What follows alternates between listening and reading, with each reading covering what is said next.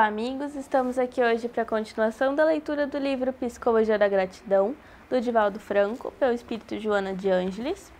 Vamos continuar a leitura no capítulo 6, subtítulo 2, Heranças Afringentes. Os atavismos defluentes do processo antropopsicológico permanecem no ser humano com a força dos velhos hábitos, com toda a predominância dos instintos agressivo-defensivos, mutilando algumas aspirações enobrecidas e dificultando a vivência das atitudes novas, caracterizadas pela razão, pelo sentimento, pelo ideal de servir e dignificar a sociedade. Dentre esses, destaca-se muitas vezes o que diz respeito à ingratidão, num estado de primarismo do comportamento, mediante o qual, ainda se estagiando na fase do egocentrismo, não se valoriza a contribuição das demais pessoas, acreditando-se merecedor de todos os serviços, sem nenhuma obrigação retributiva ou pelo menos de respeito pelo outro. A sombra é o arquétipo dominador da conduta nessa fase da evolução psicológica do ser humano. O predomínio do instinto de conservação da vida modela o caráter humano com tal vigor que sempre coloca o indivíduo em atitude defensiva, armando-o invariavelmente contra tudo e contra todos, mesmo quando alguém se propõe a auxiliar. Permanece a suposição falsa de que as demais criaturas são exploradoras, interesseiras, incapazes de vivenciar o afeto legítimo, mantendo sempre uma atitude, disfarçada ou não, de retirar proveito de todos os esforços empregados. Mesmo que os fatos demonstrem o contrário, há uma insegurança afetiva muito forte nesse indivíduo, que considera os demais conforme seus próprios padrões de conduta, incapaz, segundo, se sente ser útil, de auxiliar sem colher os imediatos frutos desse procedimento. À medida que ocorre o desenvolvimento do self e diminui a predominância do ego, que passa a compreender melhor a finalidade da existência terrestre, ampliam-se a capacidade de sentir amizade, de corresponder às expectativas, de contribuir em favor do bem-estar alheio, que sempre redunda em satisfação pessoal, embora não seja esse o objetivo imediato. Ocorre que toda atitude dignificante que abrange o grupo social inicialmente é benéfica àquele que a assume. De igual maneira, toda vez que alguém opõe obstáculo ao processo de crescimento da sociedade, parece a sua constrição inevitável, encarcerando-se nas paredes sombrias da prepotência. Em razão desses diferentes estágios evolutivos, surgiram os dominadores dos outros, os ditadores impiedosos, as classes poderosas, em consequência do status econômico, ou presunçosos, que se acreditam superiores,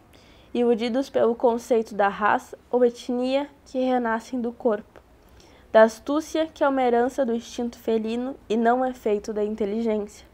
Allan Kardec, com clareza, faz uma bela análise desse comportamento no livro Obras Póstumas,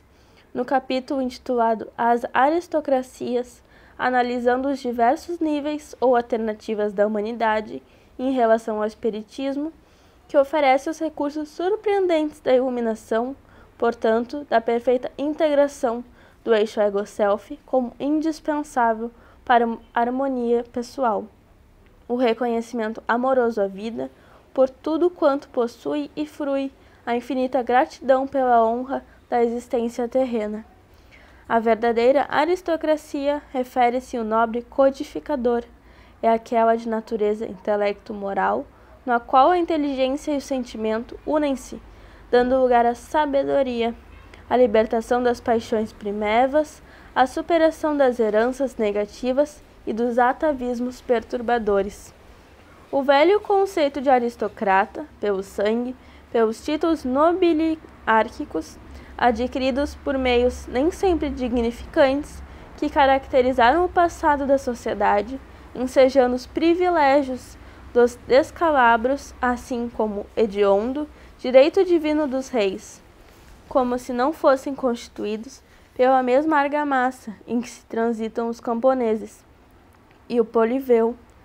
sempre detestados pelos iludidos terrestres, encontram-se em decadência total. encontramos-los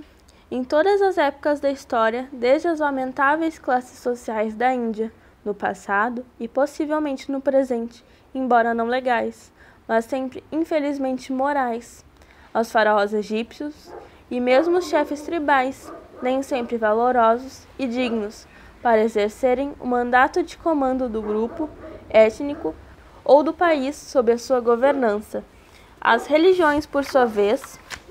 aproveitaram-se das circunstâncias e criaram também as suas aristocracias privilegiadas pelo poder temporal em nome da fé que deve estar acima das questões da vaidade humana.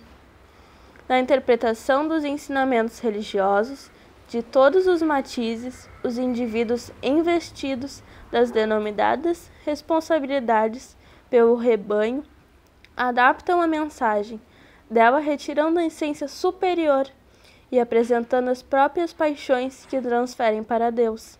Através desse mecanismo de temor, submetem os crédulos ao seu talante, dominando-os e mantendo aqueles que são menos evoluídos a permanecerem na revolta e no egoísmo.